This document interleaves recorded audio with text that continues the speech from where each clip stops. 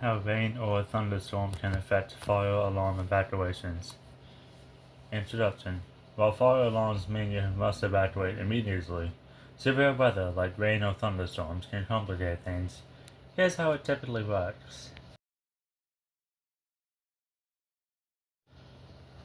Buildings usually have designated evacuation areas, often outdoors.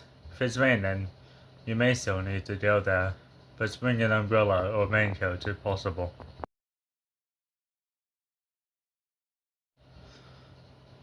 If there's lightning or extreme weather, standing outside in an open area could be dangerous.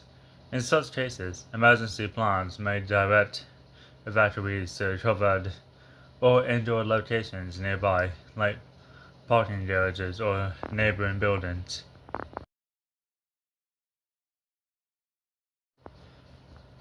If you're caught outside in a thunderstorm, avoid open fields, tall trees, and metal objects. Seek shelter in a sturdy building until it's safe to return. Closing.